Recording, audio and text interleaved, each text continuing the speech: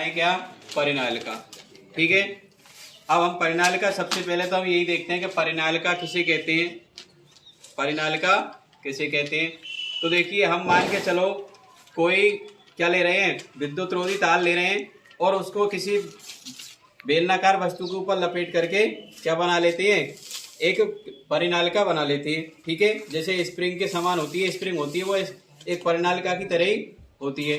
अब परिनालिका किसे कहते हैं, तो पास पास पास पास लिपटे हुए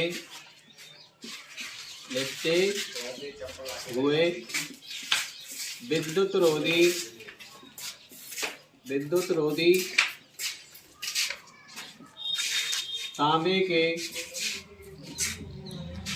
रोधी तांबे के तार की बेलनाकार अनेक फेरों वाली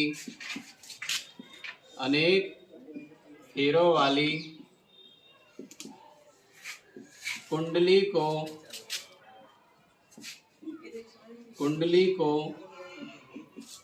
परिनालिका कहते हैं। तो देखिए मान लो हम किसी वस्तु के ऊपर, बेलनाकार वस्तु के ऊपर क्या लपेट रहे हैं, कोई विद्युत रोधी तार लपेट रहे हैं। इस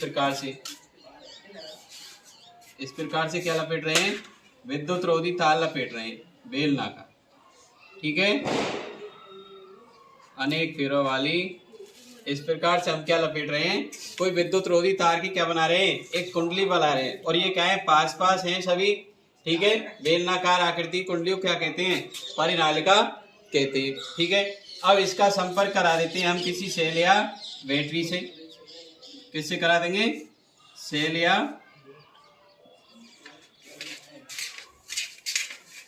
लगा देते हैं कुंडली के सेल या बैटरी से। अब इसमें क्या करते हैं, जैसे हम इसमें धारा प्रवाहित करते हैं, इसमें परिनालिका के अंतर्गत क्या करते हैं, धारा प्रवाहित।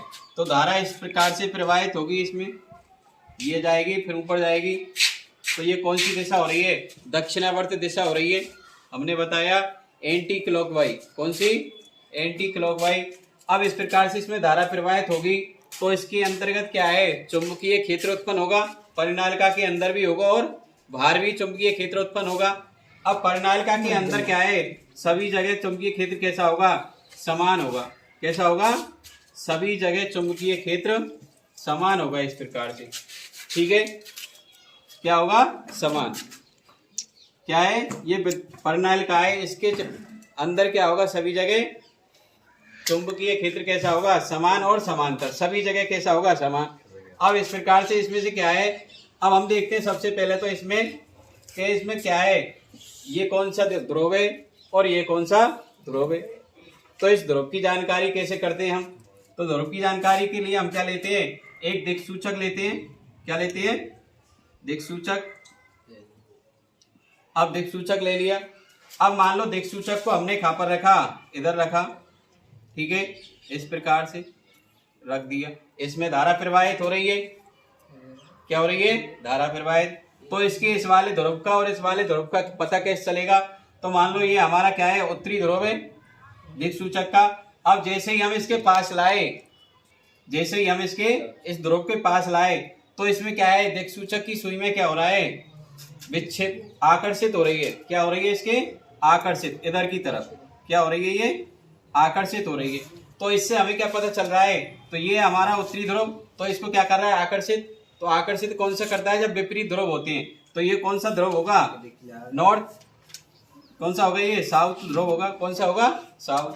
अब इधर की तरफ रखी, फिर हमने दिक्सूचक की सुई इधर से हटा के इधर की तरफ रखी हमने दिक्सूचक की सुई। तो इसमें विद्युत धारा प्रवाहित हो रही है, चुंबकीय क्षेत्र उत्पन्न हो ही रहा है। तो हमने इधर रखी, तो इसमें क्या हो रहा है, फिर विक्षेपित हो रही है, ये विपरीत दिशा में क्या हो रही है, विपरीत दिशा में इधर की तरफ क्या हो रही है, ये विक्षेपित हो रही है। तो इससे हमें क्या पता चल रहा है कि ये कौन से होंगे, समान ध्रुव होंगे, इसलिए ये क्या हो रही है, विक्षेपित हो रही है। क्या हो रही है, विक्षेप, समान ध्रुव है। तो इससे हमें पता चल रहा है, तो ये कौन सा होगा, इसका उत्तरी ध्रुव होगा। कौन सा होगा, उत्तरी ध्रुव। और ये कौन सा होगा, साउथ ध्रुव। अब हमने बताया आपके लिए कि जब भी चुंबकीय क्षेत्र रेखाएं उत्सर्जित होती है तो कौन सी ध्रुव से होती हैं? उत्तरी ध्रुव से, और दक्षिणी ध्रुव पर क्या हो जाती है? समाहित हो जाती है। क्या हो जाती है? समाहित। इस प्रकार से क्या है? चुंबकीय क्षेत्र रेखाएं उत्पन्न होती है। इस प्रकार से क्या होंगी? चुंबकीय क्षेत्र रेखाएं उत्पन्न होंगी।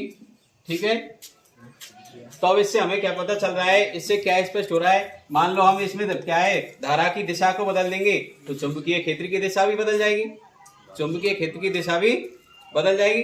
बदल जाएगी या नहीं बदल जाएगी। तो इससे हमें परिनालिका में हमने क्या देख लिया? एक हमने देख लिया कि इसमें ध्रुव कैसे होते हैं। ये कौन सा ध्रुव और ये कौन सा ध्रुव है, हमें ध्रुवों की जानकारी मिल गई। ठीक है, दूसरा, इस परिनालिका का उपयोग किस में किया जाता है? तो इस परिनालिका का उपयोग उसमें किया जाता है, हम क्या लेते हैं? कोई नर्म लोहा लेते हैं। क्या लेते हैं? नर्म लोहा। और इसको किस में रख देते हैं? इस परिनालिका के अंतर्गत रख देते हैं। इसमें क्या है? प्रबल चुंबकीय क्षेत्र उत्पन्न हो रहा है। अब जैसे ही इसको इसमें रखा तो ये भी क्या है? नर्म लोहा किसके समान कार्य करने लग जाएगा? चुंबक की भांति कार्य करने लग जाएगा। किसकी भांति? विद्युत चुंबक की भांति। किसकी भांति? विद्युत चुंबक की भांति ये कार्य करने लग जाएगा। कौन सा? ये नर्म लोहा इसमें रखने के लिए। तो ये क्या हो गई? हमारी परिनालिका हो गई। ठीक है, आगे होगी समझ में। पास पास लिपटे हुए विद्युत रोधी तांबे के तारों की बेलनाकार अनेक फेरों वाली कुंडली को क्या कहते हैं? परिनालिका। ठीक है, जब परिनालिका में विद्युत धारा प्रवाहित करते हैं तो परिनालिका के अंदर सभी बिंदुओं पर या सभी जगह क्या है? चुंबकीय क्षेत्र समांतर होता है या समान होता है। ठीक है, अब इसमें देखिए चुंबकीय क्षेत्र रेखाएं सभी जगह समान होती हैं और कौन सी ध्रुव से निकलती हैं? नॉर्थ से, और साउथ में क्या हो जाती हैं? विलीन हो जाती है। मतलब उत्तरी ध्रुव से निकलती हैं और दक्षिणी ध्रुव में क्या हो जाती हैं? समाहित हो जाती है। पहले भी बता दिया आपके लिए। ठीक है, अब हम इसका उपयोग किस में करते हैं? इसका देखिए ध्रुवों का भी पता लगा लिया हमने। इधर क्या रखी है? एक दिक्सूचक की सुई रखी, तो इसमें क्या हो गया? प्रतिकर्षण हो गया। उत्तरी ध्रुव में क्या हो गया? प्रतिकर्षण हो गया। इधर में क्या हो गया? दक्षिणी ध्रुव में क्या हो गया? उत्तरी और दक्षिणी ध्रुव में आकर्षण हो गया। तो इससे पता चल गया ये कौन सा ध्रुव है हमारा? साउथ, और ये कौन सा है? नॉर्थ। क्लियर यहाँ तक? अब इसका उपयोग किस में किया जाता है? तो उपयोग बता दिया। हम इसमें क्या है? विद्युत चुंबक उत्पन्न करने में किया जाता है। जब नर्म लोहे की कोई धातु को इसमें रखते हैं तो ये क्या है? नर्म लोहा किसकी भांति कार्य करने लग जाता है? विद्युत चुंबक की भांति कार्य करने लग जाता है। क्लियर यहाँ तक आ गया होगा समझ में?